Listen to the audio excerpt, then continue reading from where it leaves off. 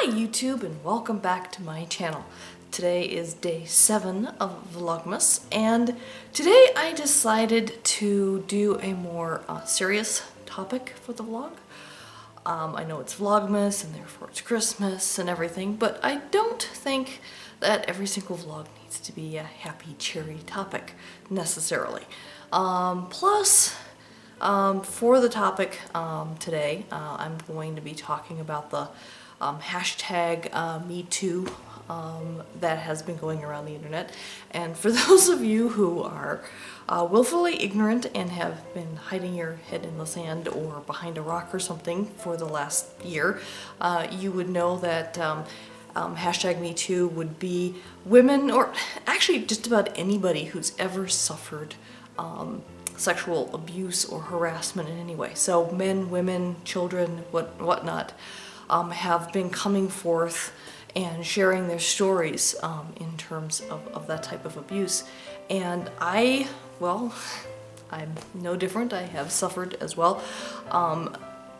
With the stories I'm going to tell, I mean, nothing is graphic. I was never raped, thank goodness. So I've never had like really bad sexual abuse in any way.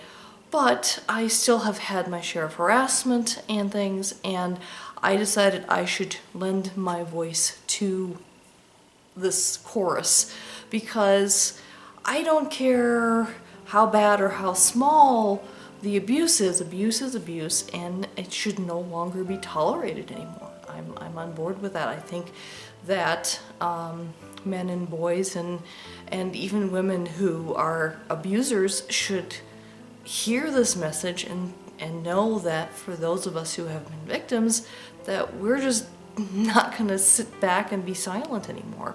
I think that's the main message of this. I've shared this story with my friends and family already on Facebook, and it's actually 4 separate little stories that of things I've dealt with over the years. And while, again, I was not raped, you know, again, I think that every story of abuse is valid, and I think every voice should be heard.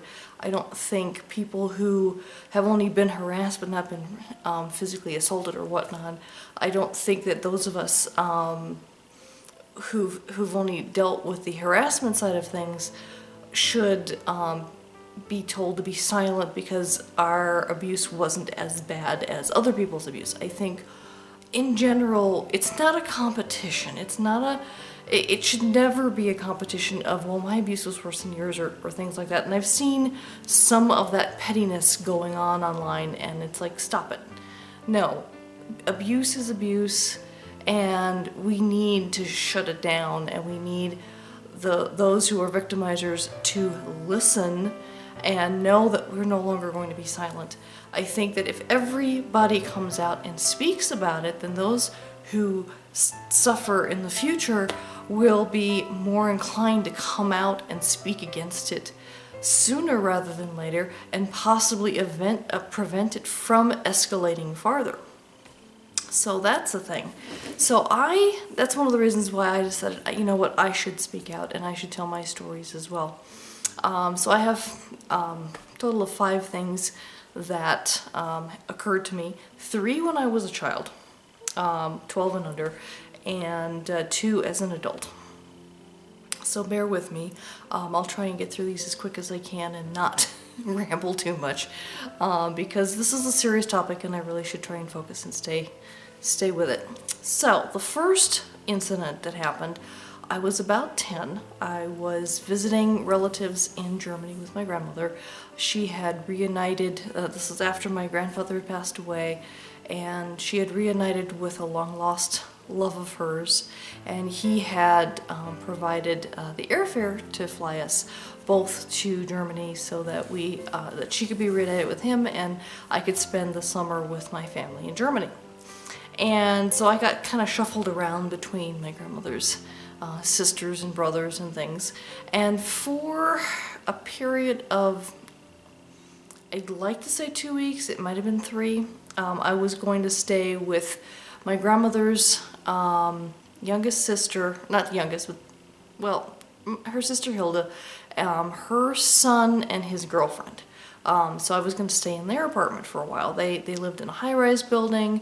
There was a large playground that was part of the apartment complex that they lived in, and there was a lot of other kids around, so they figured it would be a good place for me. It'd be more interesting for me to stay there rather than with my grandmother's sister, who was an older lady. I think she was in her 60s already at that point. And where she lived were all retired people and no kids and things, and so they thought I'd have more fun if I stayed with the younger folks. And at that point, when I first went there, that particular uncle, who I won't name, but he had been, I'd always liked her. She had two sons, and I had always liked them. Although this particular one, I guess always kind of, like, I liked him, but I was always wary of him for whatever reason. There was always like some kind of warning bell that always went off in the back of my head that I just didn't pay attention to, because I'm like, oh, come on, he's my uncle. I mean, he was my grandmother's nephew, but because he was a generation older than me, I called him my uncle. So anyway, I stayed with them. And I don't remember how soon this happened, but I'm thinking it must have happened like a week and a half to almost 2 weeks into my stay. So it was probably getting close to when I was going to be leaving anyway. When the girlfriend was in the kitchen cooking dinner, and I was there was like kind of a joint living dining area that was out of sight of the kitchen. And I was there, I think I was on the couch or something, and he was sitting at the dining room table, and he called me over and pulled me into his lap. And before I knew it, he started tongue kissing me, like tongue deep, like in my throat, like, bleh. It was disgusting. And I very, very quickly pushed myself away from him, ran to the opposite side of the room, and started speaking very loudly so that the girlfriend could hear me.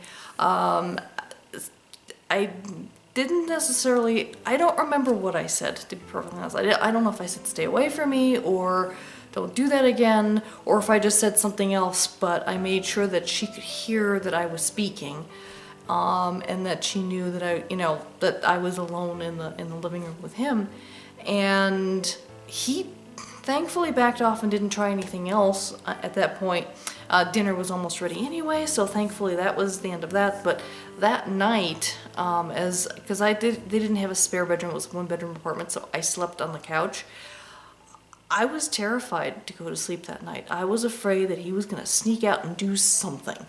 I wasn't necessarily that savvy in terms of what that something was going to be, but all I knew is that if he came out in the middle of the night, it would be a bad thing.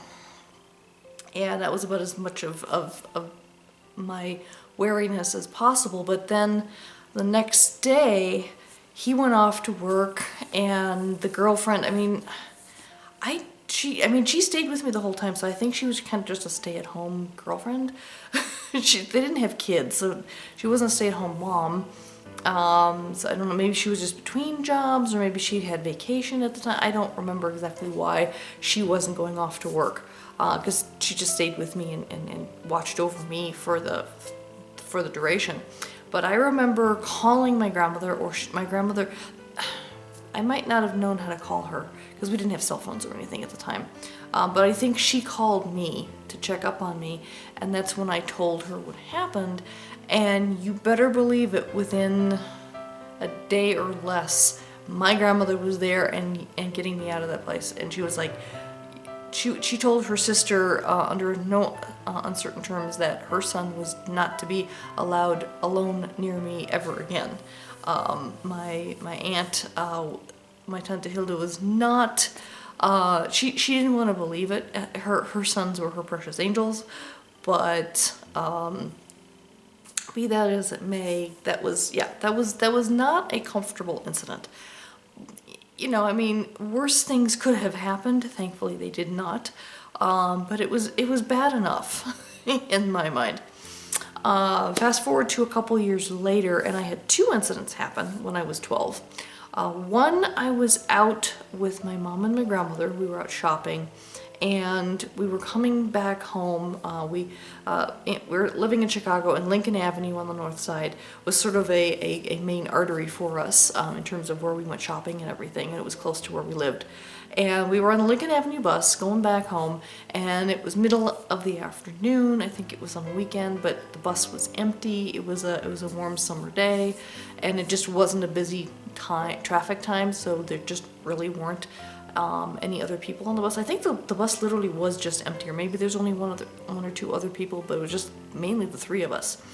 And bus stops, guy gets on, and out of this whole empty bus, where does he sit? Next to me. So my mom and my grandmother were sitting in front of me next to each other, and I was sitting behind them on the window side, looking at the window because I liked the window. And this guy chose to sit right next to me. That immediately set off alarm bells in my mind. I was like, why is he sitting just next to me? And I kind of like eased myself as close to the window as possible because I'm like, get away from me. And the next thing I knew, the guy had like hand and half full of coins in his hands. I don't know where he got them from. I think digging them out of his pocket or whatnot, or maybe he had them to put in the bus to pay for the bus or something. I don't know, but the next thing I know, all of these coins are falling into my lap, and he's profusely apologizing while he's trying to dig his coins out of my lap, and the next thing I know, his fingers are going where they're not supposed to. And I, thankfully reacted almost immediately, and I stood up, grabbed because there's poles in the back of each of the seats. So I pulled myself up, and I immediately began talking to my mother and my grandmother and saying, "Oh, how soon are we gonna go get home and stuff?" And the guy immediately realized that I was not sitting alone on the bus, and so he actually, like, the bus was still moving. I mean, if you know Chicago traffic at all, you know that the bus wasn't moving very fast, but it was moving. And he dove out of that side door. This was back before the doors automatically locked while the vehicle was moving, and so you could push the doors open. I think there was still an emergency alarm if that happened, but yeah, he just dove out the side door and got out of there. And I ended up getting to keep all the coins. There was a bunch of quarters and nickels and dimes in there, so I ended up getting some good ice cream for that. So that was the one positive, but yeah, just weird, creepy guy with fingers where they shouldn't be, and just that was not a good thing. And remember, I was 12. Ugh. And then there was another incident later that year where I was walking to school, and at the time I was attending a little private school. We didn't have much money, but my mom was working, and this was a little Christian school called Pillar of Fire. They were a real kind of weird, almost cultish kind of Christian school, in my opinion. But it was the only one we could afford. I was trying to avoid getting bullied, so I transferred out of the public school into that school, and it was, if I recall correctly, it was like $35 a month. Versus the other private school, which was a Catholic school, that one was like $150 a month. We couldn't afford that one. So I ended up with the cheesy $35 a month private school. So I had a little private school uniform, it was like a blue plaid pattern with the white blouse and everything. And so I'm walking to school, and as I crossed Lincoln Avenue to get there, and I remember walking past a car and just happened to look at the car and noticing that the guy sitting in the car was completely naked. I got to see all sorts of parts that I shouldn't have, and I just like, oh shit, I just kind of like kept walking, and I was like, okay, that was weird. But I just kept walking. But I don't know, like 15 seconds later, 30 seconds later, the guy starts up his car and drives past me. I'm like, okay, fine, whatever. Weird, but he's driving away, whatever. And so I keep walking to school. And the next alley crossing I come towards, I'm almost at the alley crossing when his car shows up out of the alley and stops right in front of the sidewalk. And he just looks at me and just does this kind of a gesture. And I just like, are you crazy? I cross the street, cross the alley, and keep going more quickly than before. And this happens 2, 3, 4 times. I cross a lot of alleys along the way, and he just keeps looping around and keeps trying to entice me into the car. He should have realized from the first moment that I wasn't buying whatever the hell he was trying to sell. And thankfully I had the wherewithal to, because every time I did that, he would then pull back out into the street and drive past me again. I had the wherewithal to look at his license plate every time, and by the time I got to school, I had his license plate memorized. And so I get to school, I tell the teacher, I'm like, there's this guy, he's completely naked in the car, he was following me to school the whole way, he was doing this weird looping thing, here's his his license plate. My teacher was a bit on the weird, eccentric side, and she didn't really want to believe me initially. She thought I was trying to get attention by telling some tall tale or whatnot. So I just remember writing everything down and like telling my grandmother when I got home instead. Well, when recess happened, sure enough, guess who shows up? Mr. Naked Guy. And he starts trying to harass the kindergartners. So I'm a 12-year-old, he's going after the 7, 8-year-olds next. And these kids, they see something that I missed, was that there was a gun on his dashboard. And still completely naked.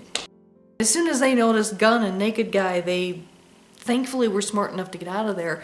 And when there was 3 or 4 of them saying the same story that I was telling, that's when the principal and the teacher finally said, oh, okay, this really is happening, and they called the cops. They interviewed all of us. We found out later that this guy was wanted in several states for some really nasty things. They never told me the details, but I can kind of imagine what he was after. And I feel very, very lucky to this day that he didn't spring out of his car to grab me, but he was buck naked, so he couldn't jump out of his car and chase me. That was his mistake, and I'm glad he made that mistake, because I wasn't getting anywhere near his car long enough for him to just kind of sneak out and grab me, and he was too naked for him to just run down the street, because someone would have noticed that. This was a big city and everything. So thankfully I kept my head, I got the license plate number, and we all lived to see another day. And I have no idea if they ever caught him or not. I've actually called the Chicago Police Department and asked, and they don't seem to have a record of the report, and I don't know. It was a long time ago. This was the early 80s, so maybe those records are just archived somewhere and just not accessible anymore or whatnot. So I have no idea whatever happened to him, but I hope he got caught, because he did not seem like a very savory person to be around. So those are my 3 incidents of what happened when I was a kid. Then I had 2 other incidents, one as an adult. One when I was in grad school. One of my classmates, and this actually happened because while I was in grad school, the first half of grad school, I was still in a long-term relationship, but during the course of grad school, that relationship ended, and so then I was single. And before my relationship ended, I was, I was in grad school for 4 years, and for the first 1.5 to 2 years, the first half of it, I was still in this relationship. And this guy was supposedly a very devout Christian. And I'm not saying this is a Christian thing. I'm just saying that he himself tried to purport himself as a devout Christian. So I'm saying that false advertising in his part with that. And he was supposedly happily married. His wife was a nurse, and she volunteered for Doctors Without Borders once or twice a year, so she'd be gone for a month at a time doing that volunteer work. And that's when he would start getting kind of randy and start harassing people.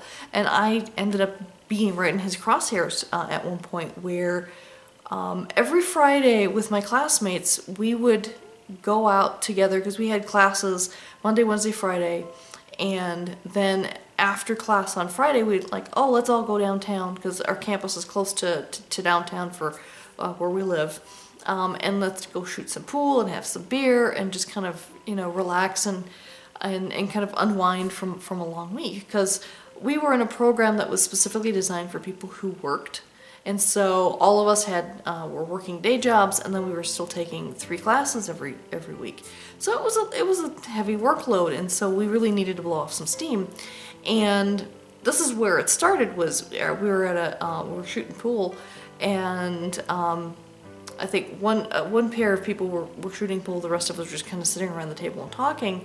And at some point, he sidles up next to me and starts whispering the nastiest things in my ear about how he could ball me better than my boyfriend and things of that nature. And I just was like, what? Ugh. Like, where do these people come up with this crap? I really don't, you know. And I'm like, I'm sorry, I'm happy in a relationship. Obviously, since we broke up, we weren't that happy. But I wasn't gonna let him know that. Please, like, go away. And once my relationship did end and he found out about that, oh man, he was like white on rice. I could not get rid of him. He kept trying to come over to my apartment. He kept trying to invite himself over. Thankfully, he didn't know where I lived for a long time, but then he found out, and I had a gathering with some of my grad school friends. He was not invited, and he invited himself. Thankfully, I had other people around, so that was a good thing, but then he found out where I lived, and when I kept rebuffing him, he ended up going after another one of my classmates, and she started complaining about him, and I was like, you too? And that's when, you know, we finally realized what kind of a person he was, because he was just kind of making the rounds. And so from then on, the rest of us kind of protected each other, and he was no longer welcome or invited to any of the gatherings, but he still showed up anyway. He knew when and where the gatherings were, and he would just invite himself. And it was just a very uncomfortable situation. He never got to the point where he physically touched anyone. He just made us feel very uncomfortable. And I was so busy with school and work and everything else, I didn't bother reporting it. I do believe the other girl did. And if they had asked me for corroboration, I would certainly have stepped forward and said, yeah, he's definitely doing this and that and the other. And I told her that. It's like, if you report it, let me know, and I'll be more than happy to corroborate this.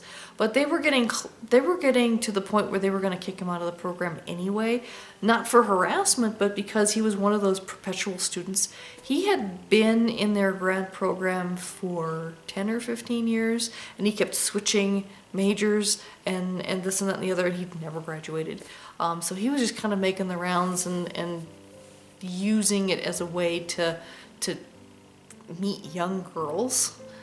Youngish. I mean, we were all in our 20s at the time. I was one of the older ones. I was in my late 20s. But it was his way of meeting people that he could possibly, and I'm guessing since he'd been there so long that he must have had some success with some girls. Ugh. So I felt sorry for his wife. None of us had the heart to tell her, though. We probably should have, but we just didn't have the heart, so hindsight is one of those things. Like, you know, we should have spoken up, we should have reported him, we should have told her what was going on. You know, it's all these things that you just, it's the socialization of silence, of not speaking out, of not reporting people. And that's an example of the person, the last person that harassed me was one of my coworkers from the tech company I worked at for 11 years. And for a period of, I don't know, 3 or 4 years, he was on our team doing some web development work and that kind of thing. And he was an older gentleman. So at this point, I was in my early 30s, and he was in his mid to late 50s. I think at the youngest. He may have been older than that, but I'll give him the benefit of the doubt and say he was in his 50s. But still, you know, a good 20-something years older than me. And married, and working as a pastor in a church that he went to church Wednesday, Saturday, and Sunday, and he was one of the ministers in his church on top of the day job that he had. And he started up kind of this friendship with me, and initially it was fine. Initially, I actually didn't get any red flags from talking to him and stuff. But then over time, he started having personal space issues where he would get too close to me, and I would always have to take a step back. And he actually started giving me a hard time about that. He was like, "Oh, you have personal space issues, don't you? You don't like people being too close." And he would purposely like say that as he would get closer to me until he backed me into a wall. And I was like, "Yes, would you please?" And then we did have a business trip that he joined in on. Thankfully, I didn't have to interact with him too much with that, although there were a couple of times when he ended up being the one driving and it was just me in the car. And at that point, I was already starting to get somewhat uncomfortable around him. But it was a business trip, and we only had budget for one rental car, and so we had to share it, and you know, so things were a little weird. But he didn't try anything. But he then started like, "Hey, can we go out to lunch?" I was like, "No, thank you." And he just kept going with this, and to the point where he was like, "Oh, you know, you have a problem with me because I'm married." And I'm like, "Well, that's part of it." I'm sorry, I don't date married men unless if they're married, if they're polyamorous, and I get to meet their wife and talk to them and make sure that their wife is okay with it. You know, I'm not against polyamory because I am polyamorous myself, but I was pretty darn sure his wife would not have been on board with that, assuming that I had had any interest in him whatsoever, which I didn't. He was far too old. I'm sorry, I just don't date people that much older than me. It's just, there's just socially so much difference, you know, in terms of things that we like and activities we can do together and just all this stuff. And it's just not something I prefer, being in a relationship with someone closer to my own age. It's a thing. So, then he just, I don't know, just something seemed to snap in him, and he quit his job as a pastor, quit his church, and divorced his wife. And I didn't really hear from him for about a period of 6 months, and then all of a sudden, he actually calls me up and he was like, "Hey, yeah, so I left my wife and I'm not a pastor anymore, so you want to go out sometime?" And I'm like, "You didn't just do all that for me, I hope, because no, I'm not going out with you. I have no interest in you." And he was getting very insistent. Look, you're an atheist, and so I quit my church. Look at all these things I've done for you. You know, you owe me a date. And I'm like, no, I don't owe you a damn thing. And I told him off something serious, and like, I don't know, like a month later, he I don't remember if he got laid off or if he quit or what, but he just kind of disappeared, and I don't know what happened to him. I don't wish him any harm. I hope he didn't harm himself, but he just kind of disappeared. And I don't know what the heck got into his brain, with doing that level of a major change in his life just because he thought it would make himself be more appealing to me. Like, no, that's not gonna happen. That's just creepy. Just no. So anyway, those are my little stories in terms of what I've had to deal with in terms of harassment. Thankfully, I mean, okay, the groping and the tongue kiss does border into physical abuse, but thankfully they were relatively minor, and I really wasn't traumatized.